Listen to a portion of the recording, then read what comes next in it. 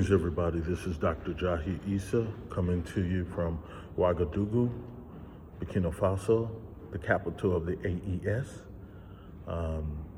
who is headed by His Excellency Captain Ibrahim Traore. Today, I'm going to come to you with a video, a series. It's a series that I want to dedicate to Dr. John Henry Clarke. All of my life, I wanted to be like Dr. Clarke. All of my when I first heard his lectures and started reading his books, there was nothing more that excited me than Dr. Clarke. Yes, intellectually, Dr. John Henry Clarke. He was a pure African intellectual who was born in the United States, whose ancestors were captured from Africa, but he himself, his spirit never left Africa, ever. One of the best, brilliant, organically Pan-Africanist minds that we produced in the United States and in the diaspora. It's not the only one. So this series is dedicated to him and his spirit. Had a chance to meet him a few times, and I'm proud to say that I am a student of his, and I follow the intellectual tradition that he came up in. If you want to know more, or if you want to know more about that intellectual tradition, there's a book by Dr. Ahati Traore. It's called Declassifying Africana Studies. Beautiful book by a brilliant mind. So, with that said, from time to time, I'm going to pause because I have notes that I have jotted down in doing the research for this video. I want to say that there are numerous of books that I'm looking at. Of course, I'm looking at the videos of Dr. Clarke that I've looked at. I'm looking at the works of Howard French, particularly his book, Born into Blackness. I'm looking at the work of Michael Gomez in his book, African Dominion, Africa during the medieval period. I'm looking at numerous of academic articles that I have read over the years, and some that I recently got. I also listened to some audios when I get into the series of Songhai, What Happened. Songhai is so important to this series because I initially wanted to start with Songhai because Dr. Clarke has a video called After Slavery, Before Slavery, Africa Before Slavery. And he starts off with Songhai, What Happened? But I decided, since we're dealing with the AES, the Alliance of Sahel States, and that these states, Burkina Faso, Mali, and Niger, they were all at some point a part of the Sahel Empires. And this is why I'm titling this particular series from the Sahelian Empires of Ghana, Mali, and Songhai to the AES of Burkina Faso, Niger, and Mali. A 465-year struggle, liberation struggle, back toward empire rebuilding. Empire rebuilding. That's what we're dealing with. And I want to say this particularly to my English-speaking brothers and sisters who are primarily in the Caribbean and in the United States, because of our long absence away from Africa and our oppressors, those who conquered our ancestors and took us away as prisoners of war and took our history and our culture away, as Khalid Muhammad would often say. Once we were brought here, we were robbed of our names, our language, our culture, and many of us have lost our minds. Malcolm said this too. Khalid was much more elegant in his tradition of saying it. But we have forgotten, and it's not our fault because we don't control the state apparatus in the U.S. and in the Caribbean. In the Caribbean, we think we control it, but we're still subject to the colonial authorities who enslaved us. In the U.S., we've never had any real belief that we had control of the state.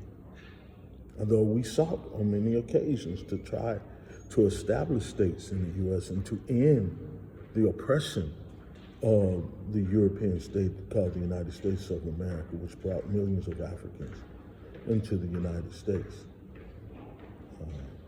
against their own international law. But for the most part, we have been subject to a ruthless state, particularly those in the United States. The head of the world empire currently, and it's slowly dissipating. So we don't really understand the significance of what is going on in the AES, and this is why I wanted to start with Ghana, the ancient kingdom empire of Ghana, because many of our ancestors were taken from these empires. We were taken from Ghana, though at one point, the Ghanaian Empire, the Malian, and the Songhai. We were taken from these empires. And so it is very important that we understand, those of us in the Caribbean. I had a rare opportunity, and I loved that experience of teaching Caribbean-based students at Medgar Evers College in Brooklyn, New York. I taught at mostly African-American colleges at Elizabeth City State University and at Delaware State University. Then I had attended our historically black colleges. Started off at Southern University. Well, I started off at a community college in St. Louis, and then matriculated to Southern University, and then went to Texas Southern University, went back to Southern, got my master's, and then my doctoral degree, in which I got in U.S. history and the African diaspora at Howard University, and I taught at Howard, I think for 2 years, was able to teach classes there. So to spend my last 7 years in New York City teaching a mostly 75-80% Caribbean-based student population, after having studied Caribbean history as a minor, as a part of diasporic history, I think God allowed me to learn a lot about Caribbean people. I taught African history to Caribbean students, that their ancestors were migrated into the empire of the West, in which they were situated in the Caribbean. So this is mostly to the English-speaking people because of our lack of knowledge in history and the way that it was taken from us. So from time to time, I will pause because I have some notes that I want to look at that I prepared for the lecture of this video. I think it's very important that we begin, as we deal with this lecture, that we ourselves begin to research and study. Also, before I forget, I want to say that I'm looking at the works of Dr. Chancellor Williams, that brilliant, beautiful human being who gave his life to writing on destructions of the Black civilizations, which is a very relevant book, and that's one of the primary reasons why I went to Howard. I wanted to go to Howard. I wanted to get into his spirit as to why he wrote that book. And even today, he wrote this book in the 70s, early 70s. It's still very relevant. And it pinpoints how enslaved Africans, those of us who were colonized and enslaved, those of us in Africa and the Caribbean, should write African history. And we should always be aware of the imperialists with the pens and how they just lie about it. Of course, they're going to lie about it because they don't want African people to know who they were and who they can be. History is so important in that determination.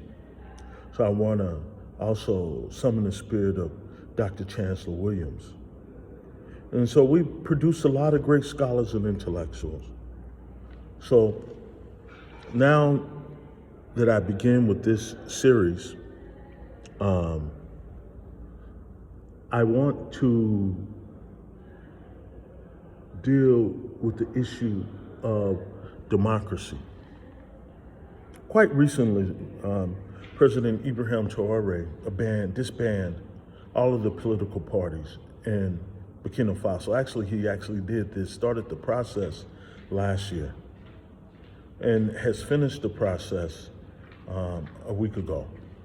And of course, the entire United Nations and others, they're angry. Because what we have here in the AES, the Alliance of Sahel States, Burkina Faso,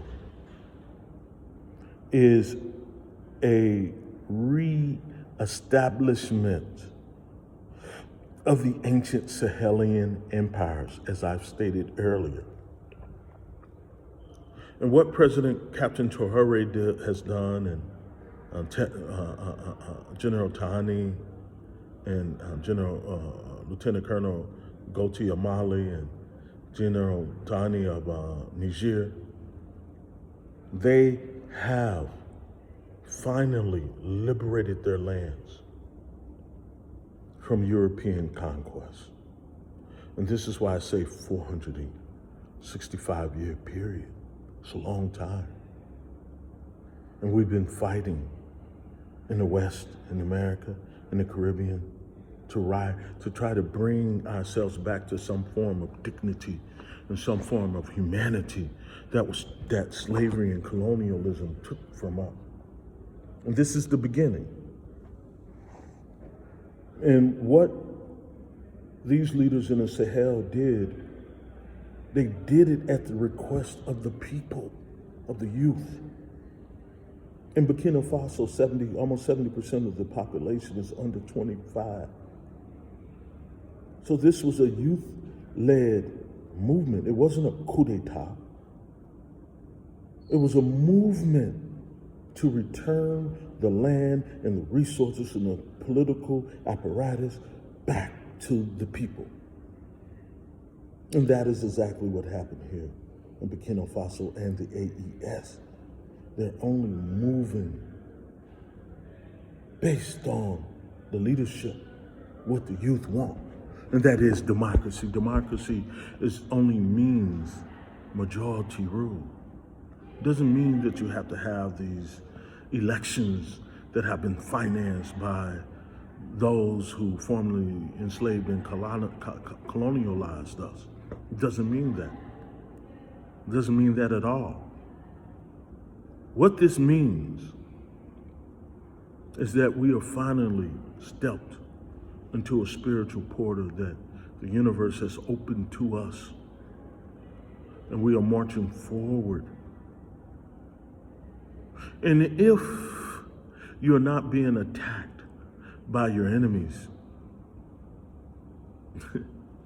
that means you're not doing much.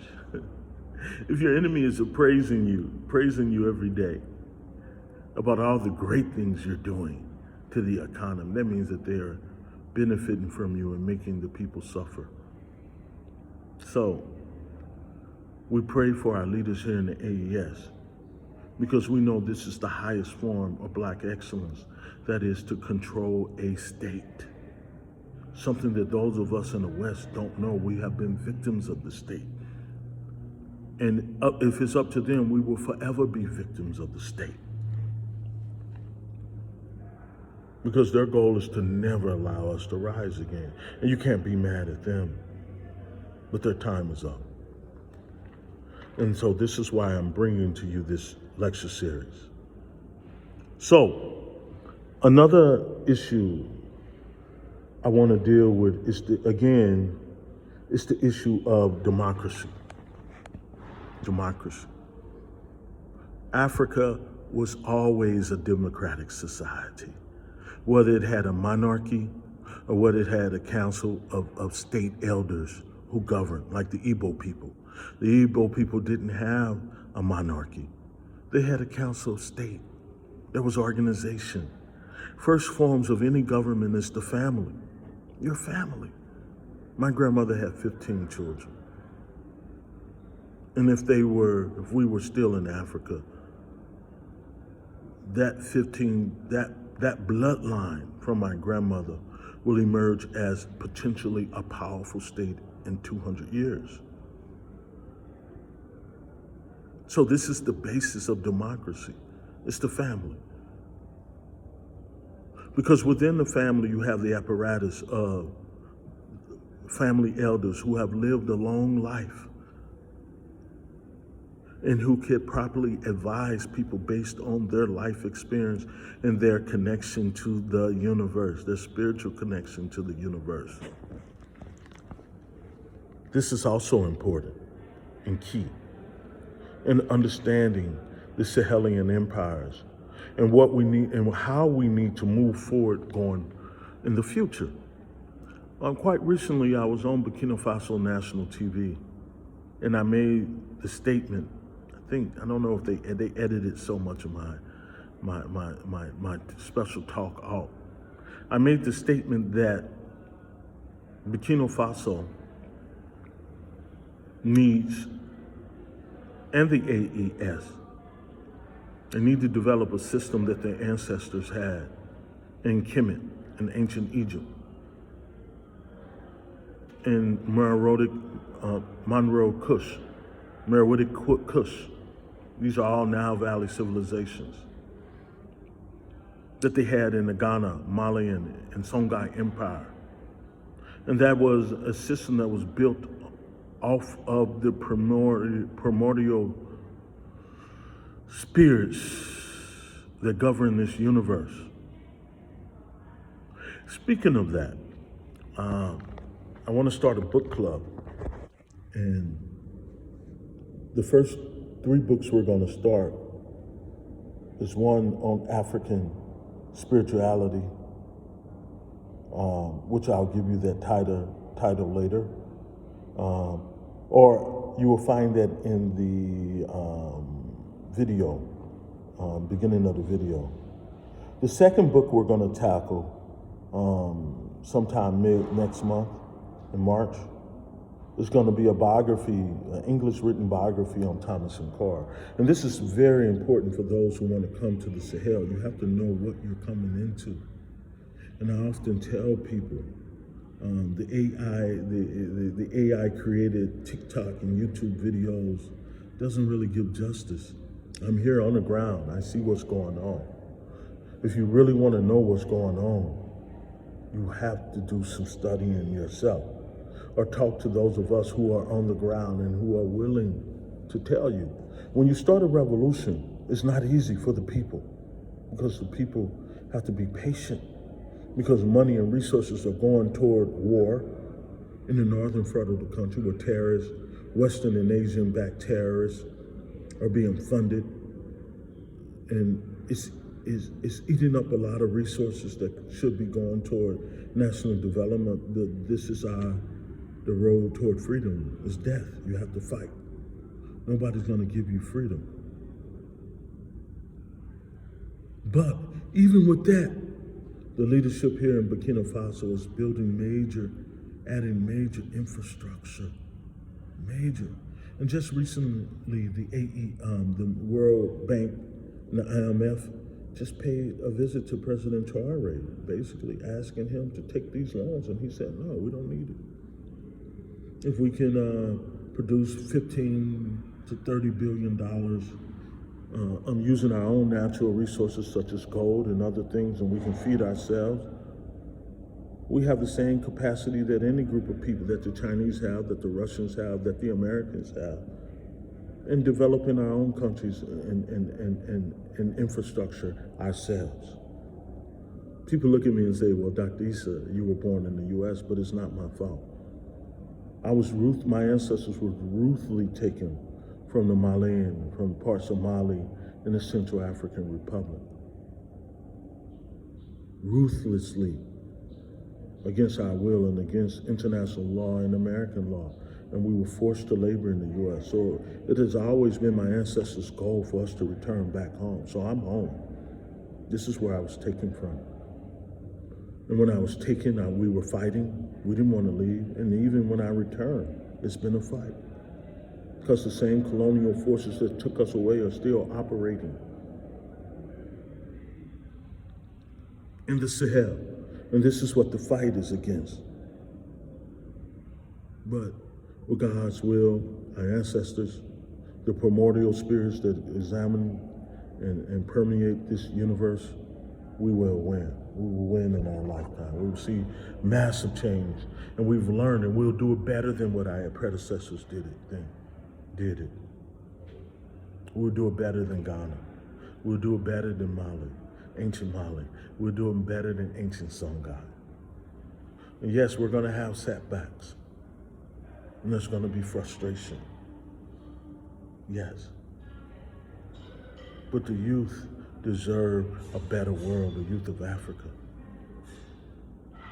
So this is who we lean toward, and this is who we teach. And we also teach the youth of those of us who are descendants of those of us whose ancestors were ruthlessly taken from the African continent.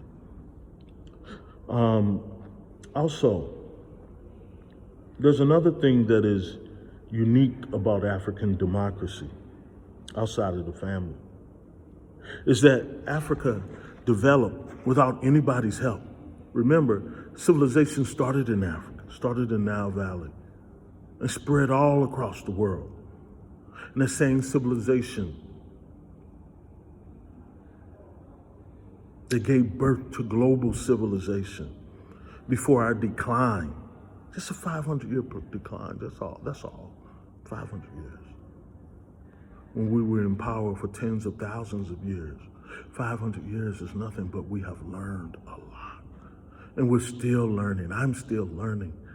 I'm a baby at this. But one thing within our democratic system, our traditional African democratic system that still exists today, was the concept of a universal human rights. Universal human rights. That was very key. That every human being, every citizen born into the ancient kingdom of Ghana, Mali, and Songhai, and my family on my father's side, we were in all three. My mother's side, we were basically a forest-based people. On my father's side, we first started off in the Nile Valley, and we were forced, as I will get into what we now know as the Sahel. We were forced. We're going to get into that. So it's important that we know our history. We have to know who we are. Don't fall for this trick. Because if we don't know our history, they will put us back into slavery, in which they're doing now in the U.S. That is the ultimate goal, is to put you back into slavery, to force you to sign contracts that worship them and their ancestors, which is not even comparable to our history and our ancestors. As Malcolm would always say, they fooled us. Garvey would always say this too. We were tricked.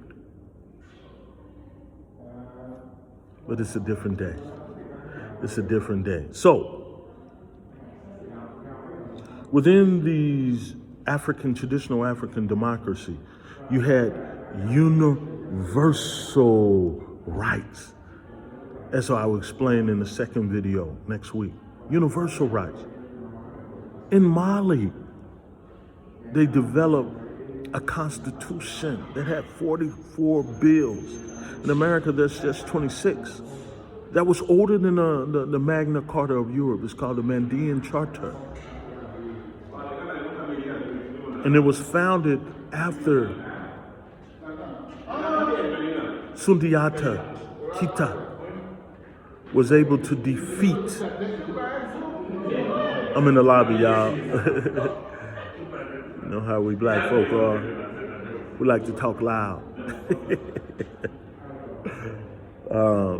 Sundiata, it was founded after Sundiata Keita defeated the last of the great Ghanaian emperors. 44, and it was older than that. Some people say it was created by the secret societies of hunters and of hunters. It had rules that governed them, democratic, universal rules, such as universal rights, slavery. Certain forms of slavery had long been abolished. Freedom of speech. This was written down in 12. This was a part of the Malian government, the Malian Empire. You had freedom of speech. You had a right to talk. One of the Arab writers who came into the Songhai Empire was saying, why do the women have so many rights? Don't you have your women in check? And he said, look, there's a woman, and this is Dr. Clark. Dr. John Henry Clark talks about this. There's a woman down the street, right in front of your palace, arguing with another woman. Go and check her. He said, oh, that's my sister arguing with one of her employees. Our women have rights. We've always had rights. Universal rights for women. Thomas Sankara was big on that. Thomas Sankara was big in reestablishing these rights for women. The women have rights. They have rights. Another basic tenet is righteous leadership. Starting from Kemet, we know Maulana Karanga wrote a book on ancient Kemet called Ma'at. And in that book, he talks about how the leadership of ancient Kemet,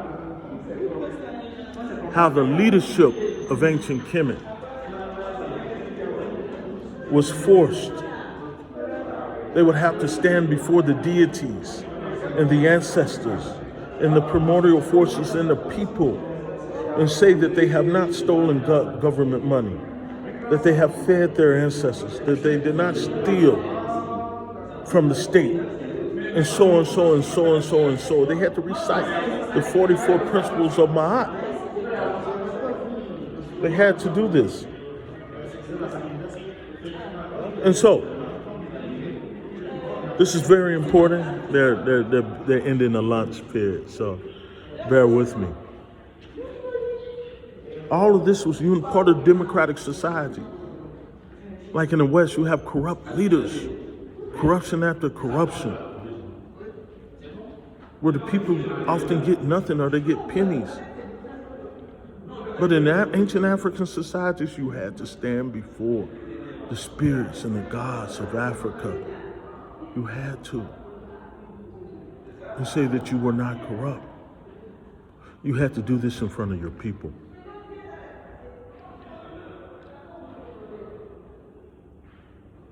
So, the first thing we're going to start off with is the Kingdom of Ghana. And what was Ghana? What was Ghana? How did it operate? How did the Kingdom of Ghana? The Kingdom of Ghana, which eventually led into the empire, was founded by a king who we later called the tribe of the Susu people, who left. He was a general who was pushed out of Aswan, Egypt, the home of the Nubian. He was a Nubian general. Around the 7th century. Why was he pushed out of that area? And he and his people migrated into what is now known as the Ghanaian Empire. because of the Arab invasion. These migrations that Dr. Chancellor Williams says that we have to study if we're going to understand African history. The Arab invasion pushed them out of the Ottomans who came in, and the Turks. First the Greeks, then the Romans, then the Persians. But around this time period of the 7th, 8th century, the 8th century, this one general from Nubia named Dinga came to this area that already had 44 existing kings before him, which goes all the way back to way past 1500 BCE. He had 44 predecessor kings.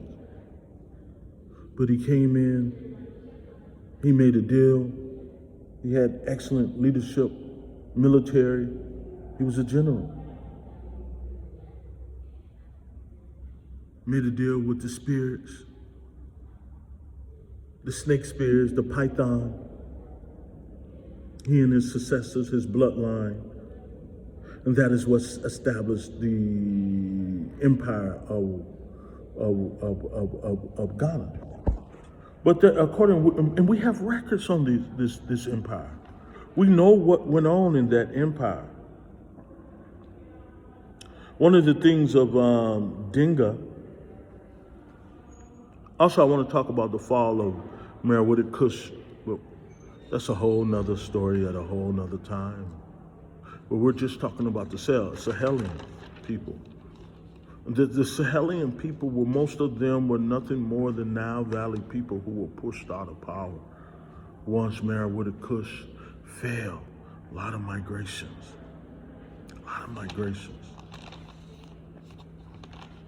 Yes, they're from Kemet. They're from Kush. They had written languages.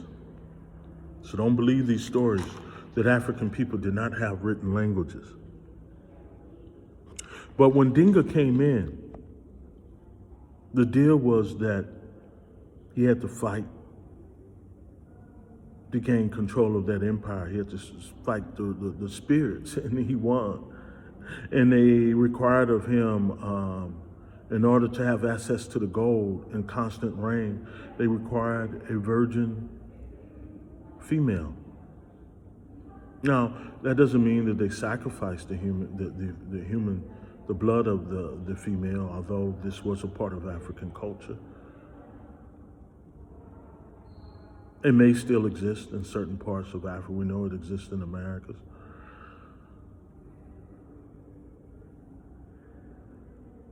And also for rain. And they agreed to this principle by principle. I want to also add another concept of African culture that is not really dealt with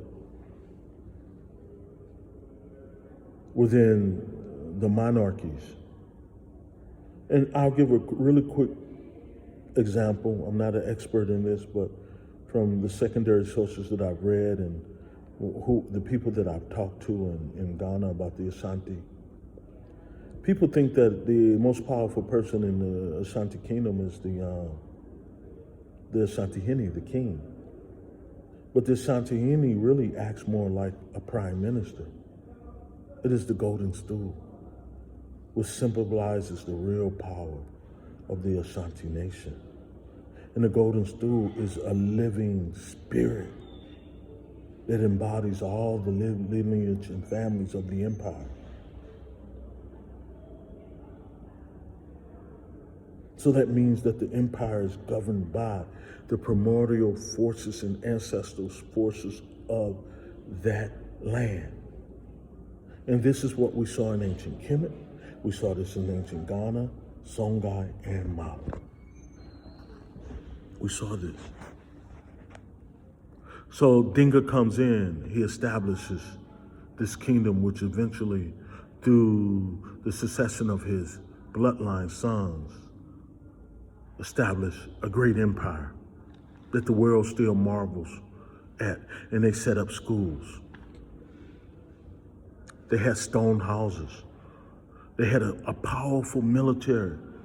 One Arab trader even said that they had a military of over 200,000 troops, which most of them function such as like a national guard. But then you have 400,000 who were part of the regular military. And how? It's not just the gold and the food that they traded. People like a lot of Western scholars say, oh, it was gold and they traded in slavery and all of this. No. Whenever you conquer a group of people, they become a part of your empire. And you can't think of slavery in the terms of U.S. history and culture in the West. It didn't exist. An African who was enslaved, so-called enslaved, could rise to the ranks of president and leader, and it happened all the time. It wasn't like you had a permanent race-based slavery where if you were a slave, your ancestors were, your children and your entire bloodline is slave for forever, as was the case in the United States.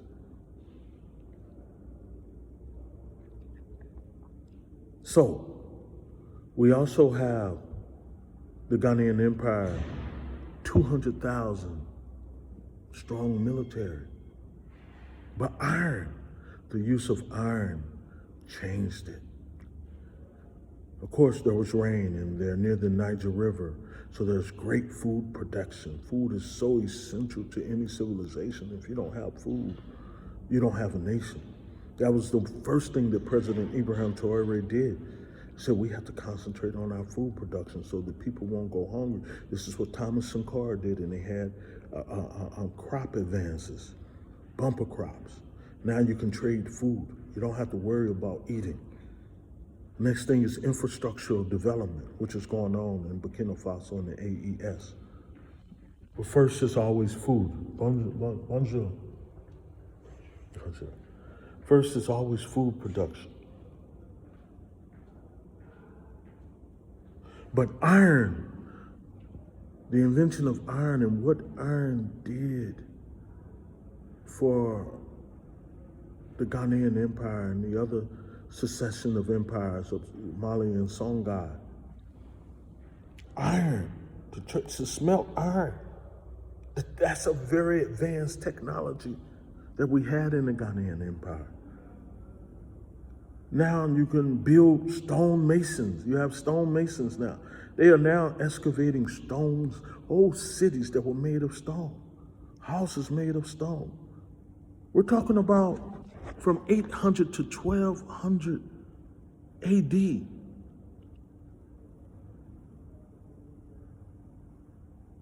Stone houses.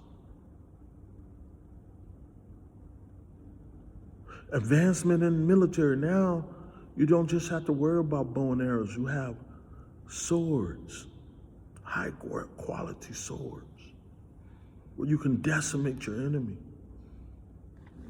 And you can trade this technology for other things, such as gunpowder and rifles, in which we will see in the next video when I deal with Mali and Songhai, the next two videos, that gunpowder and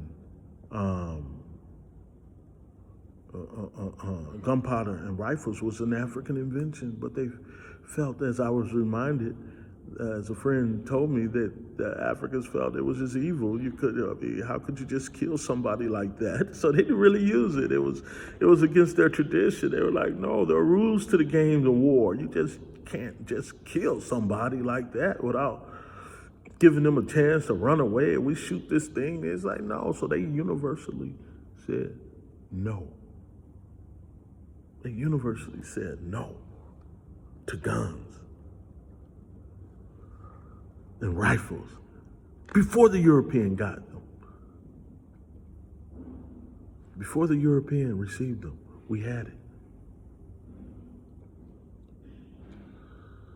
So what else? What led to the decline?